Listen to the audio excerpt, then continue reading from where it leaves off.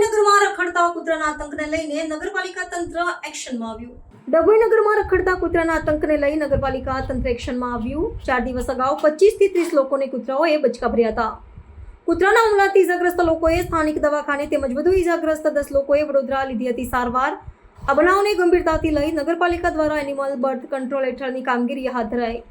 ડભોઈ નગરમાં રખડતા શેરી કૂતરાઓનો આતંક વધ્યો હોય નગરપાલિકાને મળી હતી ફરિયાદો.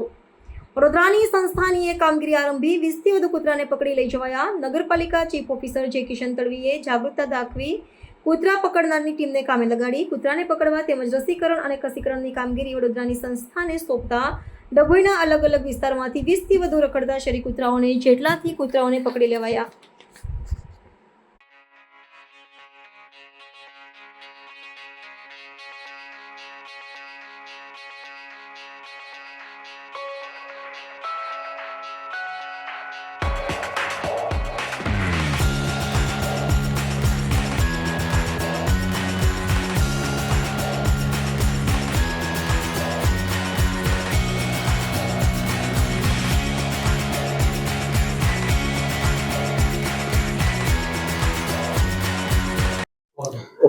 આજ રોજ ડભોઈ નગરપાલિકા દ્વારા જે 2 દિવસ પહેલાં કિસ્સો બન્યો હતો કે જેમાં શ્વાનો દ્વારા રાહદારીઓને બચકા ભરવાની ઘટનાઓ બની હતી, તેના અંતર્ગત નગરપાલિકાએ એક્શનમાં આવતા અમે એનિમલ બર્થ કંટ્રોલ રૂલ્સ અંતરના નિયમો અંતર્ગત જે કાર્યવાહી કરવાની હોય તે હેઠળ આજે 20 થી વધુ કૂતરાઓને પકડવામાં આવ્યા છે, જેમાં એમનું ખસીકરણ તથા રસીકરણની કાર્યવાહીઓ પણ હાથ ધરવામાં આવશે.